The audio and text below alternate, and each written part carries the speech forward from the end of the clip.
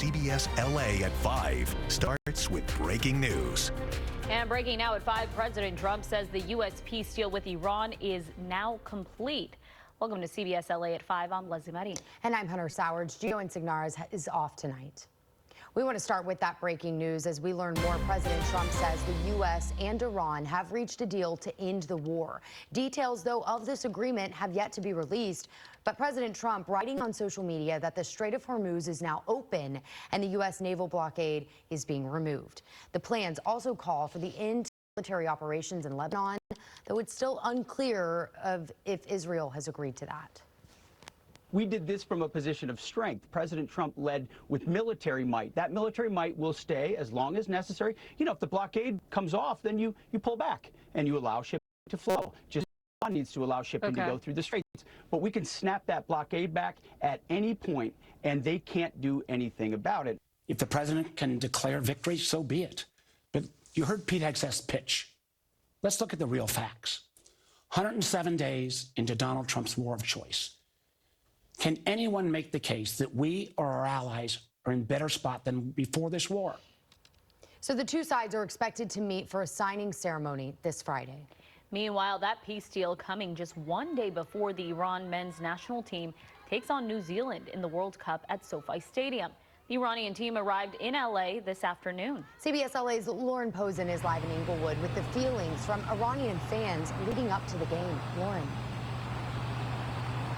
There's a lot of mixed emotions here. Of course, people are very proud to support the players, but there's questions about the regime and also what it's like supporting a country during this conflict.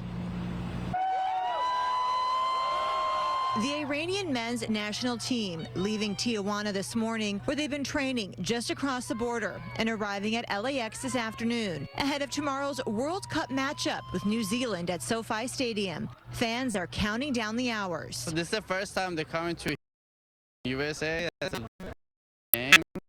So, amazing. Let's show support for for the athletes, right? Because there's a lot of, especially in LA, we have a lot of controversy with what's going on in Iran. The team's arrival on U.S. soil coming on the same day President Trump announced a peace deal after months of war between the two countries.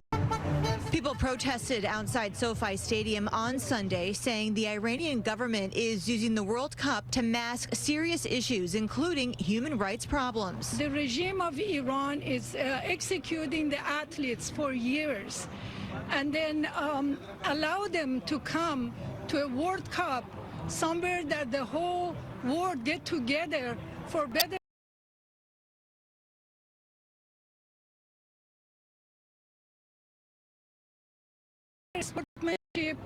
To me, that's very shameful. Over in Westwood, Iranian Americans with tickets to Monday's matchup say they plan on making a statement. This is the Lion in the Sun flag that FIFA has apparently banned us from going in, so we're going to go in with our opposition flags here and show our support to the opposition movement inside Iran. FIFA bans political symbols in stadiums. People have filed lawsuits in California challenging it. Don't say anything against the regime of Iran. Don't bring any other flag. If not, if you say something or if you bring another flag, we're going to stop play. Okay, stop play. Fans say politics and sports sometimes collide, and this is one of those moments. I don't care about game because I don't support this government team. I'm going to the stadium just for support Iranian people in Iran.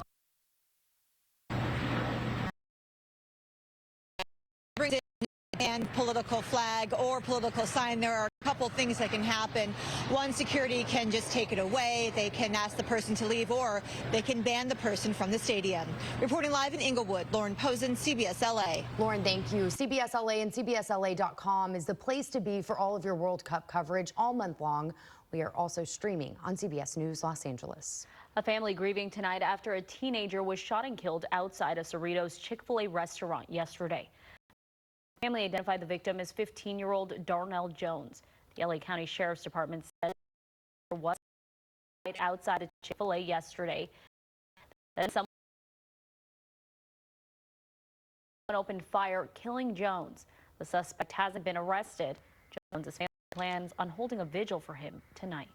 A fight in the city of Orange turns deadly overnight after police say a man intentionally plowed into another man with a car. Investigators say 28-year-old Abraham Perez got into a fight last night around 10:30 on South Fashion Park. Police say Perez took off in a car, but then came back moments later and accelerated directly into the victim. The man was rushed to the hospital with critical injuries and died a short time later. Officers tracked down Perez and arrested him. The victim, though, has yet to be identified. Progress made on the lemon fire near Palmdale. This is video from yesterday afternoon after that fire broke out along the 14 freeway near Pear Blossom Highway. LA County Fire Department says forward progress was stopped at 273 acres and containment is at 47%. All evacuation orders have been lifted, but one warning does remain in place.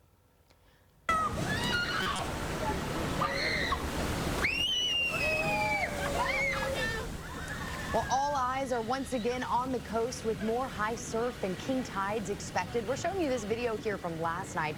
It shows the peak tides in Long Beach. Now, we're told tonight the water is supposed to reach even higher. That king tide combined with a strong south swell could cause, as you saw, flooding in those low-lying areas. And meteorologist Alex Biston tracking the tide and the surf in our next weather. Alex.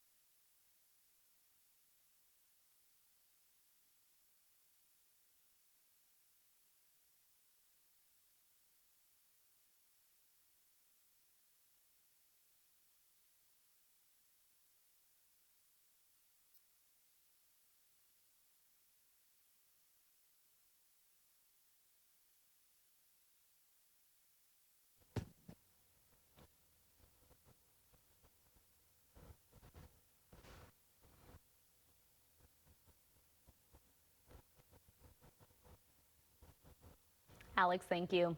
Developing tonight, 12 people killed when a skydiving plane crashed in Missouri.